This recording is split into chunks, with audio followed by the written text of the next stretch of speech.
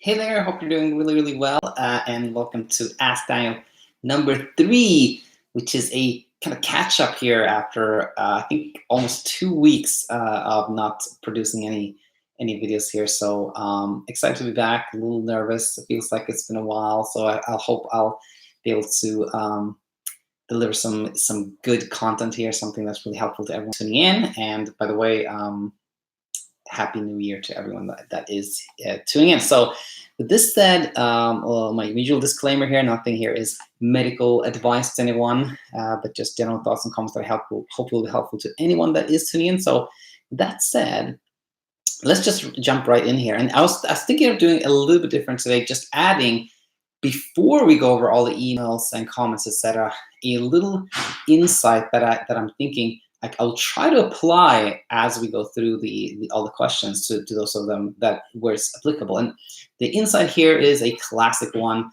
Trying not to try is the answer when it comes to insomnia.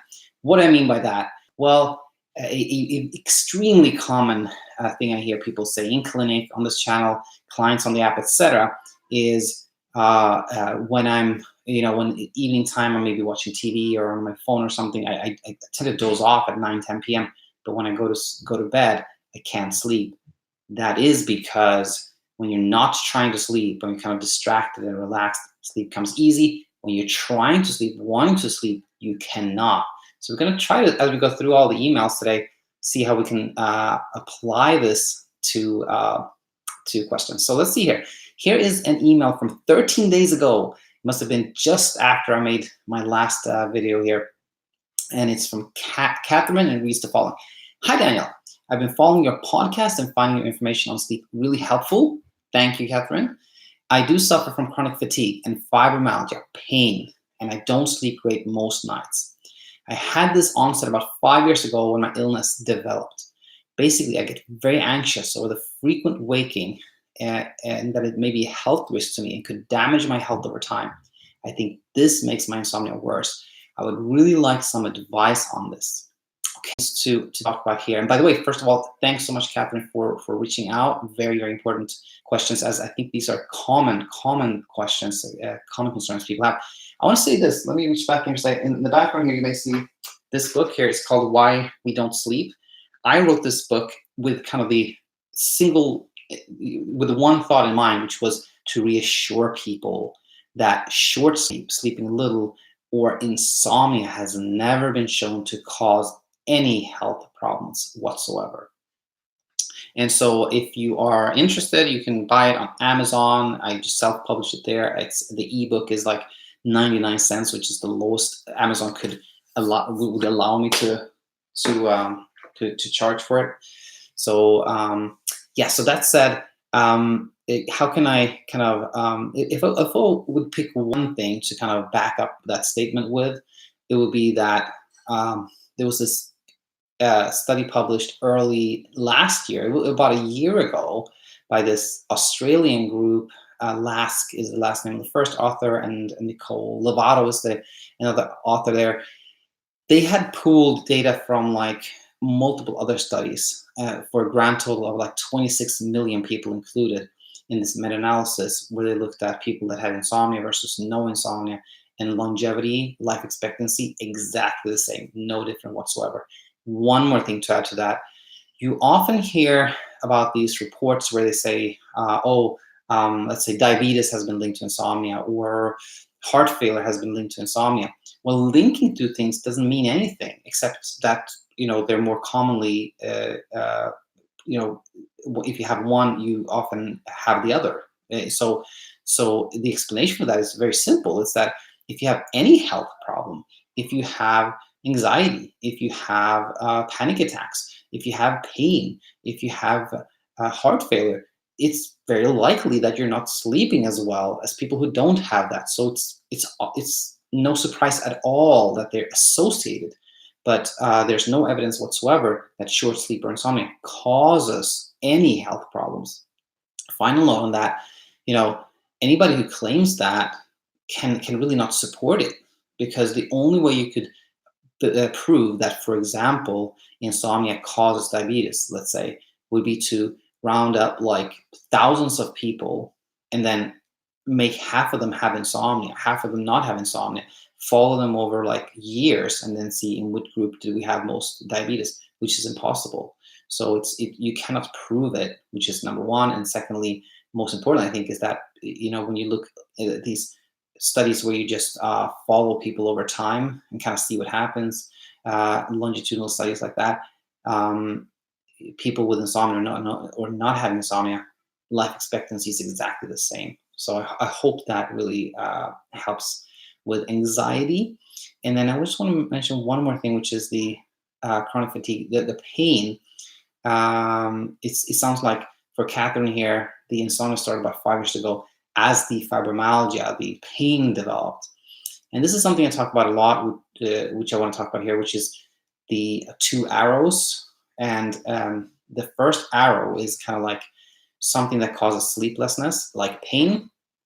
And then the second arrow is kind of the reaction to the sleeplessness. And here's the thing, that there are a million things that can cause you to lose sleep. Pain is a very common one. But oftentimes, if we don't react to the sleeplessness, then the insomnia becomes kind of limited to pain. It becomes very obvious, like, I have pain now, then I can't sleep. Now pain is better. Now I sleep well again. But oftentimes, if we start having pain and then we have sleepless nights, and then we go, oh my gosh, this is a problem. I have insomnia. I got to do something about it. I got to try this, try that. I got to figure out why I can't sleep. That's the reaction to the sleeplessness. They're trying to figure it out. They're trying to solve it. That actually makes it worse. So if we can contain the second arrow, if we can kind of stop trying to research why we have pain, why we have insomnia, spend less time in bed, not think about the insomnia, kind of shift attention away, then we can avoid the second arrow. So, as long as you have pain, you may not sleep perfect, but you can sleep better if you don't react to that second arrow. So a little bit abbreviated here. This, as always, is so much to talk about. But Kathryn, I hope this was helpful to you. And if you have any follow-up questions, please send me another email or to another question here. And this is from, I should say, Sheldon. Sheldon, thank you so much. And let's read this. Hello. I love your channel on YouTube. Thanks so much, Sheldon. Thanks for the support. I have 2 questions for you that I'm wondering if you'd be willing to talk about in a future episode. Of course. Number 1, can insomnia be genetic or inherited? My entire family struggles with insomnia, and now I struggle with it too. Good question. Very good question. There are kind of 2 things immediately that pop up in my mind here. Number 1 is, if you look at how much we sleep, if you are a kind of long sleeper, if you need more sleep, or a short sleeper, you don't need that much sleep, that is definitely, I have been, as part of my training, I was taught that is familial, and I believe that. I believe that is familial. I think if both your parents are kind of short sleepers, they don't sleep that much, you're likely to become a short sleeper. If you have 2 parents that sleep a lot, you probably sleep a lot too. Another thing that is also familial is whether you are a night owl versus an early bird. Same thing. If both your parents were kind of night owls, you are most likely to become a night owl, etc. So I think sleep patterns and how much sleep we need, I think, is familial, genetic. And how does that apply to insomnia? Well, we know that if you are either a night owl or early bird, if you kind of have an extreme sleep preference, if you really like going to bed late or early, or if you're a short sleeper, then you're more likely to have insomnia. So I believe the answer is yes. I think it is in one, or let me put it this way. I believe some predisposing factors, a predisposition towards insomnia is familial, but I think it's not inevitable at all that even though you have multiple family members, even if you are at more risk of having insomnia, it doesn't mean that you are going to have it, because as I always say, what takes someone from having not sleeping great or having trouble here and there but being okay to now I have chronic insomnia is the reaction to the sleeplessness. And let's quickly go over the 3P model. So the 3P model explains some people develop chronic insomnia. And so the first P is like predisposition. We already talked about how, like, if you're a short sleeper, if you are a night owl, early bird, those are predisposing factors. If you're kind of type A personality, if you are a high achiever, if you're very health conscious, if you tend to worry, those are other predisposing factors. The important thing there is that you can have tons of predisposing factors and still sleep good or okay. Even though you are predisposed, doesn't mean you have to have insomnia.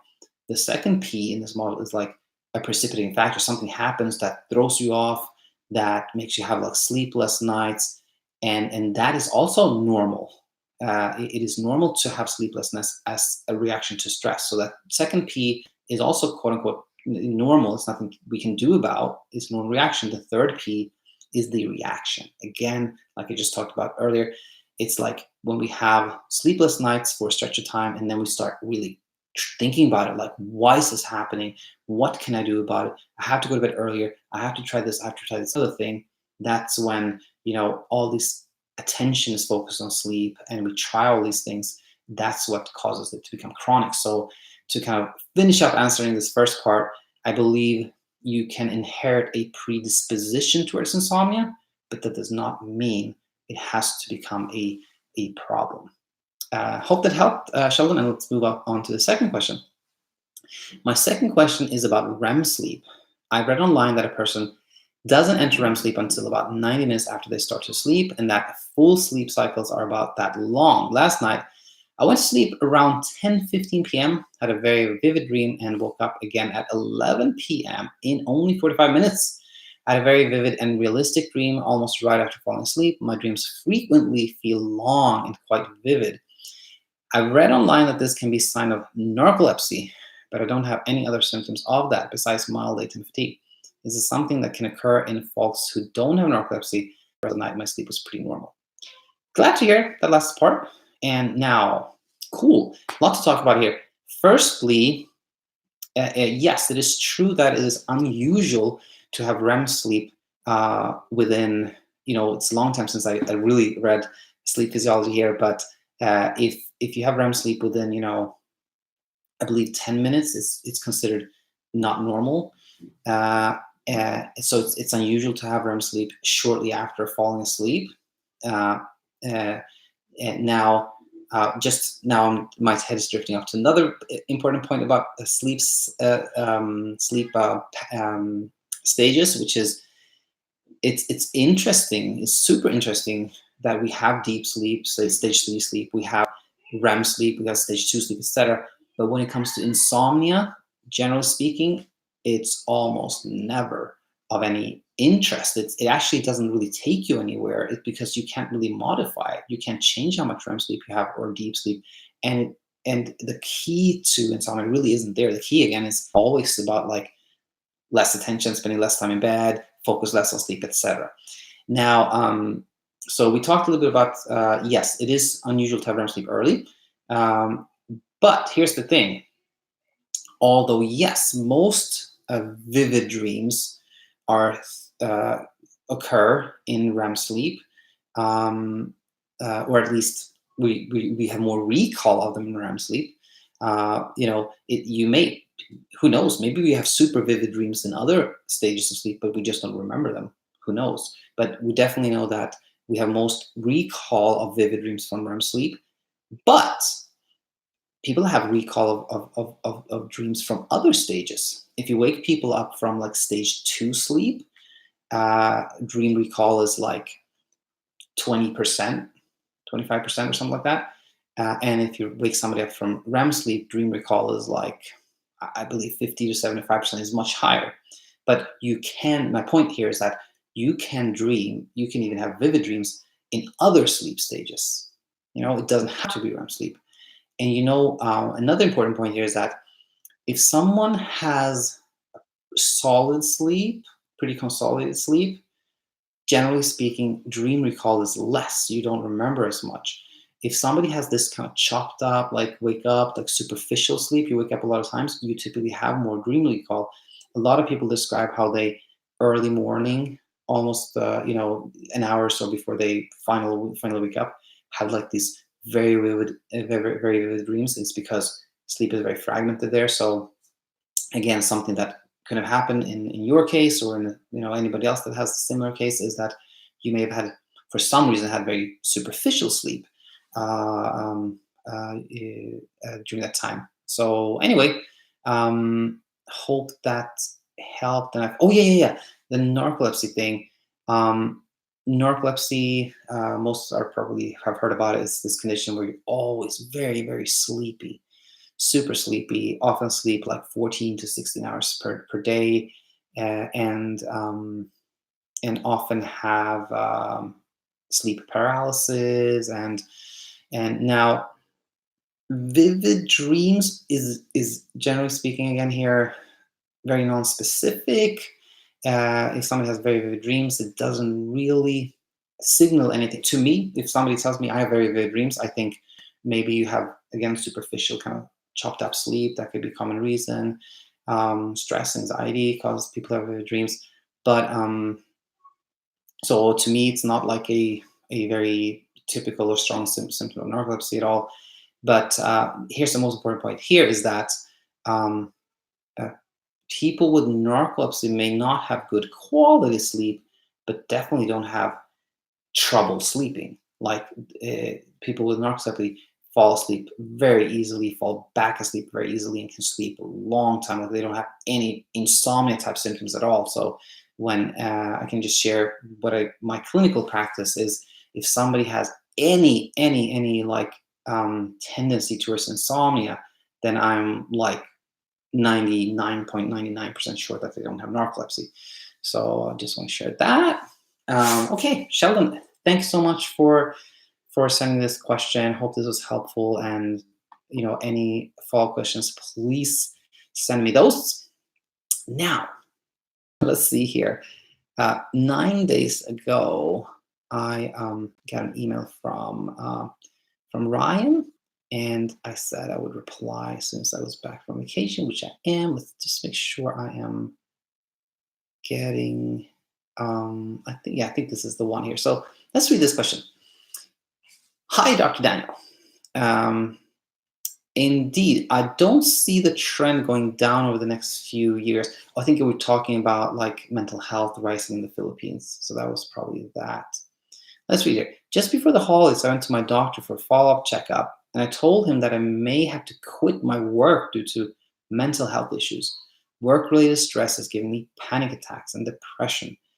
He still recommended me to continue my medications and see me after 60 days. I want to go on holiday, but I have a lot of deadlines to meet before December 31st. I hope you met them, Ryan. Today's January 2nd, so I hope that went well. Thank you for your suggestion.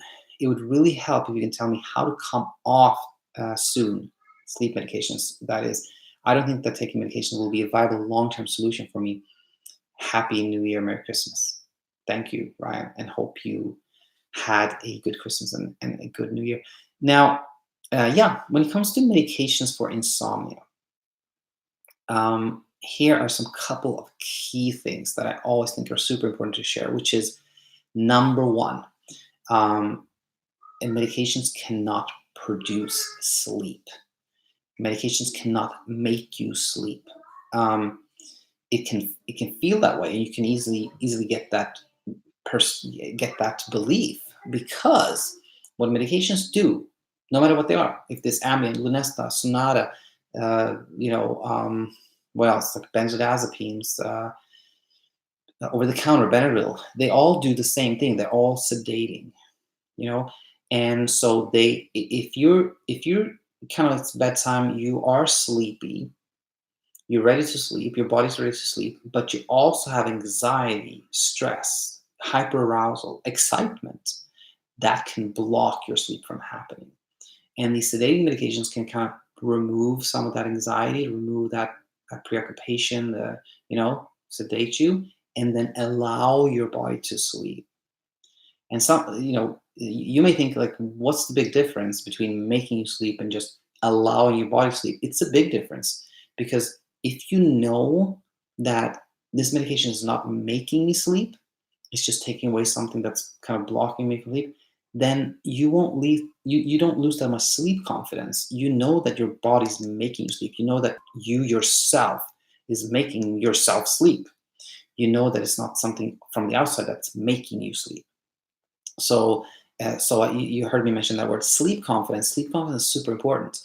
When if we take somebody that has no trouble sleeping at all, never had any trouble sleeping, let's say, their sleep confidence is like 100%. They have no doubts whatsoever that they're going to sleep tonight, which is really helpful to them because when they go to bed, they don't think at all about sleep, which, by the way, is very different from not like having a blank mind or not thinking about anything.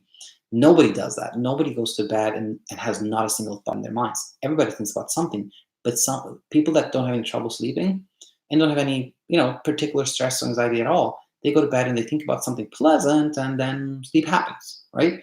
And so, so their sleep confidence is strong. That helps them.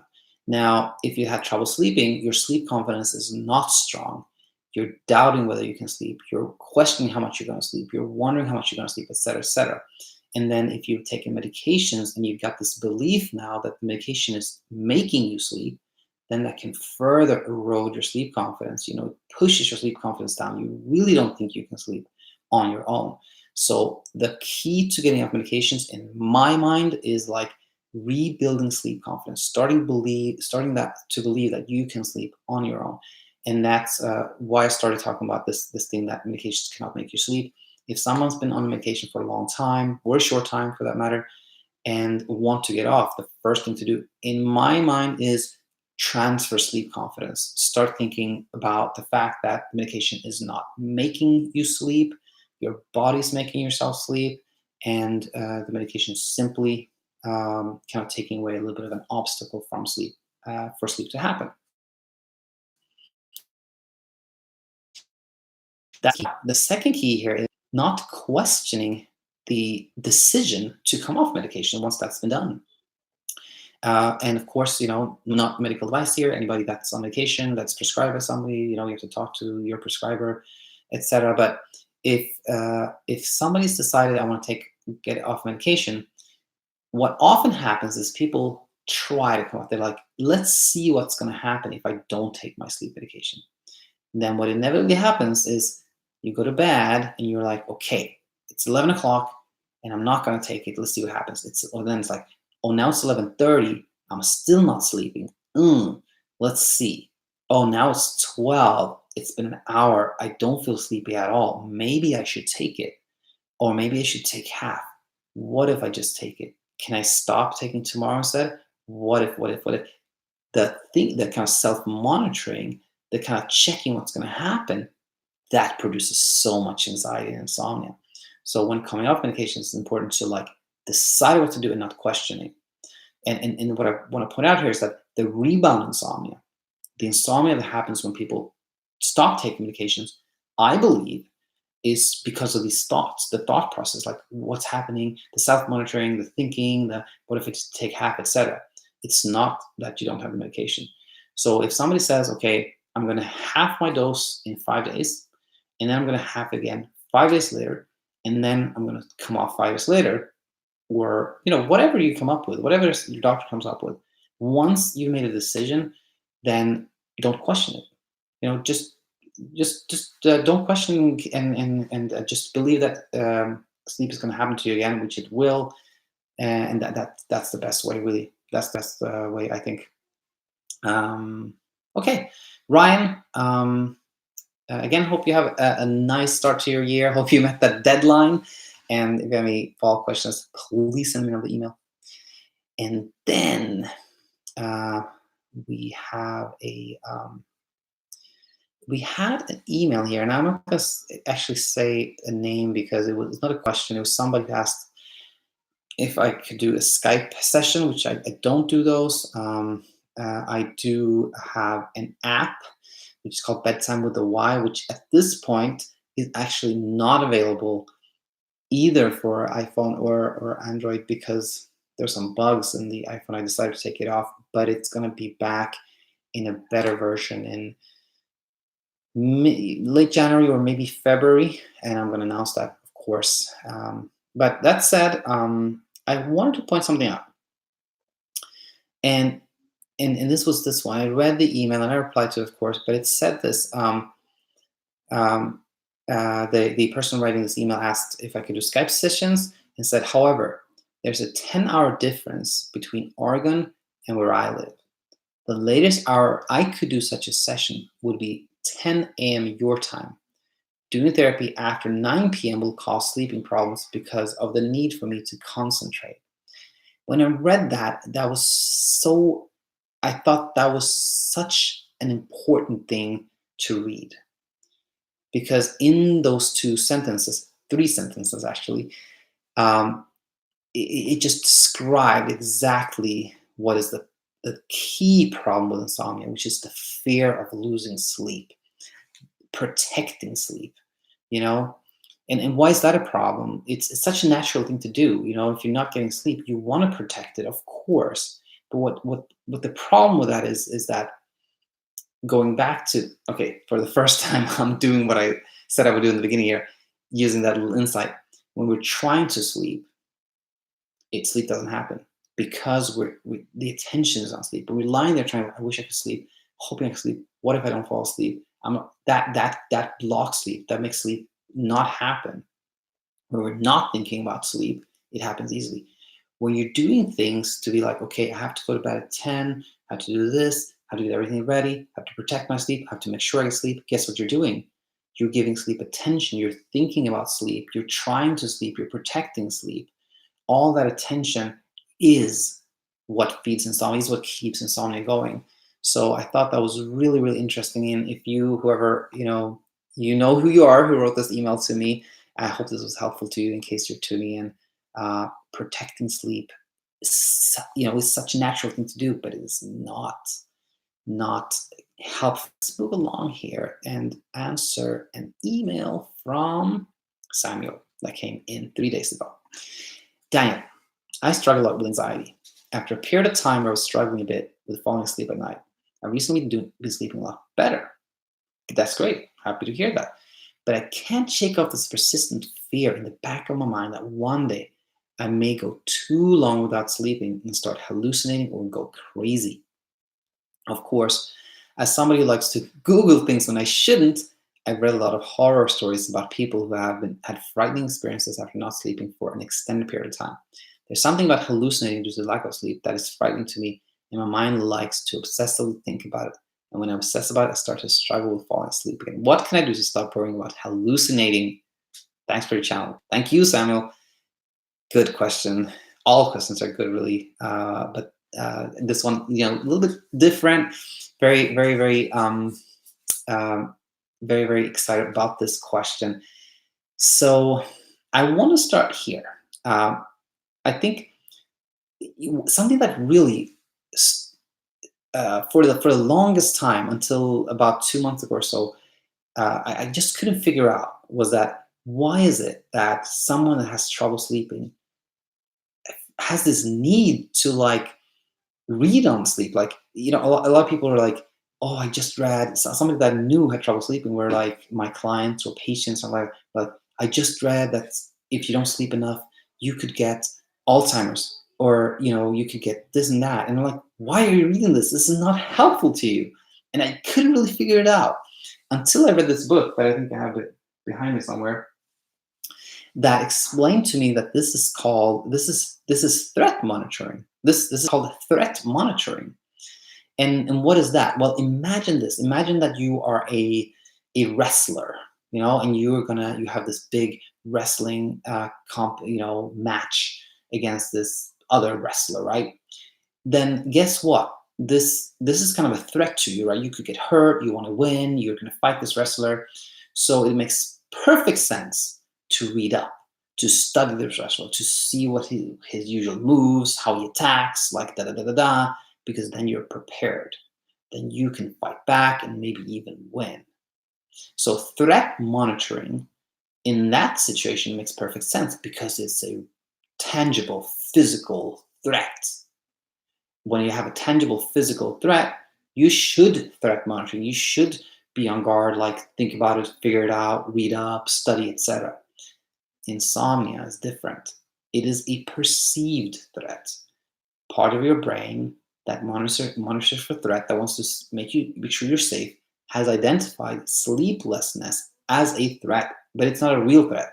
As we talked about earlier here, sleeplessness cannot harm you. Yes, it can make you feel really tired and fatigued and unrefreshed, etc., but it cannot cause physical damage to your body. So it is a perceived threat. When you have a perceived threat monitoring is not helpful. As you know, you point that out yourself. But I think the concept of threat monitoring is helpful because that makes you understand why you're doing it. It's like, why is it that I can't resist the urge to read up on something when I know it's not good for me? Well, it is. Your brain's attempt at kind of trying to keep you safe by kind of like studying your adversary here. And I think once you understand kind of why you do this behavior, it can be easier to change it. If you understand threat monitoring, it can be easier to not do that threat monitoring. So I thought that was important to bring up here. And then I want to share that you hear all kinds of stories. This one about like hallucinating or going crazy. I've never come across any patient, client, anybody that has happened to. I've never come up with a case report or study about that. So I fully believe that cannot happen. I believe that insomnia or short sleep cannot make you crazy or hallucinate. And now I think the last question is, what can I do to stop worrying about hallucinating? Here's the thing. There's no way to control your thoughts or feelings. One cannot stop thinking about something. Classic example that I use a lot, the pink elephant. Don't think about a pink elephant, and you're thinking about a pink elephant, right? So if one's like, I gotta stop worrying about hallucinating, how can I do that? I just gotta stop. That whole thought process just makes things worse because now you're worrying about it. Now you're doing exactly what you don't want to do. So I believe that the key is in the doing. Like, we can control what we are doing, and when you're doing something that you enjoy, that is fun, that's exciting, that you want to do, guess what? Then your attention shifts. It shifts away from whatever you didn't want to think about. So the key thing is, like, you can't do something that's kind of like you're just doing it to not worry about hallucinating, because guess what? Then it doesn't work because you're at the back of your mind, you're still thinking about the hallucinating and the worrying.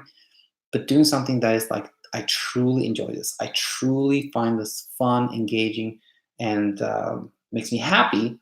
If you do that, then attention shifts, and it's all good. Samuel, thanks so much. Really enjoyed this question. And any follow-up ones, please send me an email. And then we have a couple of emails from Vince that I want to just end with. But before that, I'm going to go to another browser where we have our comment section, and there were a couple of comments to comment on. And let's see, was it this one? Oh, yes, I think so. Okay. This was from Produceman 13, 6 days ago, who wrote the following. This was a comment, by the way, on Insomnia Insight number 284. I had 9 years of chronic insomnia where some weeks I might stay awake for many days at a time. I even stayed awake a week straight once. I do eat lots of sodium, not enough veggies. So a high sodium diet combined with not getting enough potassium might be a real problem for sleep. I just read that our stomach can't even make melatonin when we are dehydrated. I started drinking water more at night, and it did help me sleep better for a while, but now the insomnia came back, and I'm back to square one. I have not slept in 3 days. I'm also overweight now from not sleeping, as my cortisol has gotten very high from the stress of insomnia. Being overweight and not sleeping also make me more dehydrated than a normal person. I tried all the sleep drugs and herbs, along with the conventional advice from sleep doctors. Nothing has helped me yet except benzodiazepines like Xanax, but even that stops working after a couple of days. Also, I don't want to get too hooked on the benzos, as they really wipe out my memory and I can become serious. It can become a serious addiction. Glad I found your channel. I need some hope. Well, Produceman 13, there's always hope. There's lots of hope. The thing with insomnia is that there's so much confusion, so much lack of knowledge that it's so easy to get a sense that it's hopeless. Now, I've tried everything. This doesn't work, etc. The thing is that all things you read about are just, honestly, 99% is just nonsense. It's like people who either are just kind of well-meaning, don't know what they're talking about, or some people that try to sell you something, or it's all kinds of stuff in there. The truth, in my opinion, is that as long as you're willing to learn, to unlearn, to change habits, to do some work, there's tons of hope. Your prospects are very good, very good. I feel like it's so important to know that sleep is not complicated. It's all about the gas and the brake.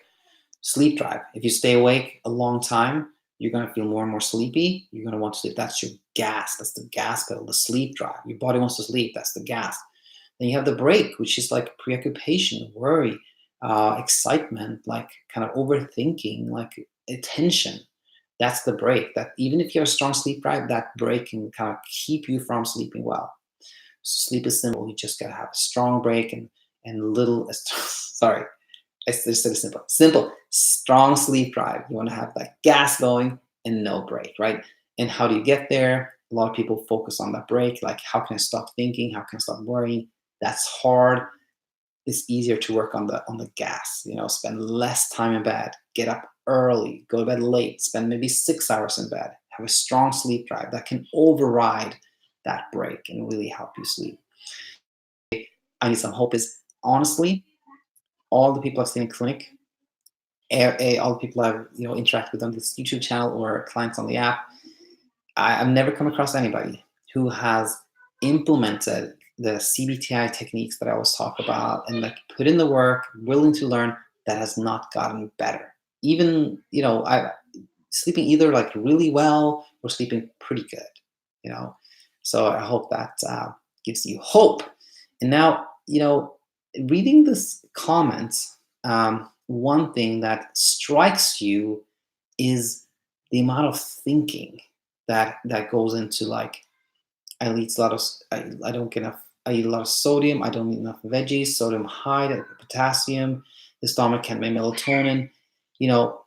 Um, it's very it's very natural for us to try to solve a problem. Like, who wouldn't want to do that? To think about what could it be, to try to figuring out. But again, the figuring out part is giving insomnia attention, which insomnia loves. It cannot survive without attention. So I think a key for anyone is set it and forget it. Get up at 6 a.m. Don't go to bed before midnight. And apart from that, try not to research, try not to Google it, try not to think about it. Just do things that you enjoy during the day. Just stick with that program. And guess what? It's really effective. It's really effective. Really effective. So Produceman, thanks so much for all the engagement. Lots of comments from Produceman. There was a stretch there, which was really nice. Thanks so much for that. And I think there was maybe one more comment. Yes, one more comment. And that one was from here, from Earl. It's a comment on Ask Daniel number 2. Hello, Daniel. I'm always worried about how to relax and if I'm doing it right to lower my nightly hyperarousal so my sleep drive can send me to sleep. Do you think this is what's causing the hyperarousal? This is a really great, very insightful question. And I don't know, Earl, if you learned from my channel here or elsewhere, but I can see that you have done a lot of homework here, describing hyperarousal very well and sleep drive as well. And for those of you that are not familiar, hyperarousal is kind of the state of like heightened attention, heightened alertness. It could be positive, it could be excitement. Most often it's negative. It's like a stress, worry, preoccupation, overthinking, etc. And now Earl is asking kind of like, he's worried about how to relax and if he's doing it right to lower his hyper arousal. And here is the thing. I literally like have, I've learned a lot from Sasha Stevens. I'm looking back here again to see if I have, oh, here it is. The Effortless Sleep Method by Sasha Stevens. Great book, fantastic book. And she has another one that is called Bedtime Stories for Insomniacs, which is here somewhere too. And she has a kind of little vignette or tidbit there where she says, if you're asking me if you're doing it right, you're not, because you're thinking about whether you're doing it right or not. When I read that, I was like, yeah, that's so true. It's like, if you're thinking about whether you're doing it right or not, you are not doing it right because you're giving sleep attention. And I'm not saying this to like, everything I do is to try to help people, Earl, including you. So I hope this is, it comes across that way and not in any other way. But so here's the thing. Just as trying, okay, now we can use that thing I said in the beginning again. When we're trying to sleep, it doesn't happen. When we're not trying to sleep, that's when it happens. And again, why is that? Because when we're trying to sleep, we're giving sleep attention, we're focusing, we're thinking about it, then it won't happen. And it's the same thing with hyperarousal. If we kind of like have that direct approach, we're doing anything with the direct intent of decreasing hyperarousal. For example, let's say somebody decides, I'm going to meditate to decrease my hyperarousal. Well, guess what? You're going to be meditating and you're going to be like, okay, it's been a while now. Am I less hyperaroused? I don't know. Maybe I should go a little bit. That's been 20 minutes. Maybe am I less? You are actually creating more hyperarousal because you're giving that hyperarousal attention again. So I think the best thing to think about here is like, do things during the day, and particularly before going to bed, that is fun, that you enjoy, that makes you feel good. And some people will be like, well, I like watching TV, but isn't that going to make me more alert? Here's the thing. The fear of losing sleep is the problem. Watching TV is not the problem. Being on Netflix is not the problem. Screens are not the problem. Lights are not the problem. The fear of losing sleep, the fear that lights, screens and TV are going to make you lose sleep, that's the problem. So how can you get past that? But I think it's to try to enjoy. Try to do something during the day and at night that you like to do. That's fun. That keeps you from thinking about sleep and hyperarousal, period. That is the best thing. So do you think this is what's causing that's why I thought that was really insightful, because I certainly think that worrying about how to relax can create more hyperarousal. Absolutely. Great question from Earl. Cool. And then we are almost done here today. We just have a couple of questions from Vince. And first one came in 4 days ago. Sorry for bothering you, Daniel. After following my sleep window perfectly for 5 days, I believe in CBTi, but I have an anxiety attack that I will never sleep again. Please give me some words of encouragement. Here is the thing. I'm happy to read, like, I believe in CBTi. And I'm happy to hear that you've had to follow your sleep window for 5 days. And I want to say words of encouragement. I think the best ones are the ones I talked about earlier today, that I've never come across anybody who has done their sleep window thing, have not gone to bed too early, get up every day at the same time, avoid to sleep during the day, and also worked on like doing fun things, shifting attention away from sleep. I've not come across anybody who has not gotten better. I firmly believe that CBTi is just like diet and exercise for weight loss. It works for everyone. It is hard to do, but it works for everyone. That is my sincere belief. Hope that helped with that one, Vince. And then another question here. Can you tell a story of successfully falling asleep after 4 or more days of sleep restriction? I will, in the comments or in the description here, post a link to a uh, um, a playlist with success stories, and there's tons of people. There are tons of people who have successfully fallen asleep after 5 or more days of sleep restriction. Absolutely, actually, in fact, in my opinion, everyone who is at a place where they can do CBTi will sleep better. You know. Okay, here another question, Daniel. I've taken a nap today because I'm afraid I won't be able to sleep tonight. I broke my streak of falling my sleep window for 5 days. I'm afraid for my health because I'm getting used to not sleeping for 5 days, waking up at 5:30 and not napping. Now, I know I can follow my sleep window again, but I'm afraid of how many days it will take for me to sleep at night. Please give me a specific answer on your experience. What is the longest and how many days does your client follow their sleep window before they fell asleep? Um, okay, I want to say that um, I've had in clinic, it's a little different. When I see people in clinic, I usually see them like initially one time, then see them after 3 weeks, and after 3 weeks, after 3 weeks. I want to say I've had one patient who really didn't have much improvement for like maybe 2 months, you know. But I don't remember how. I can't remember exactly how strict they were, but I think they were pretty good effort. And from this channel, I want to bring up Ellen. And if you look through all my videos, you can see several about Ellen. She didn't really have any improvement after 5 weeks, and I believe she was pretty strict. Like she really, so it can take a long time. Consistency is super important, particularly waking up at the same time, avoiding sleep during the day. All of them, are important, and so it can take a long time. For many people, it takes weeks, absolutely.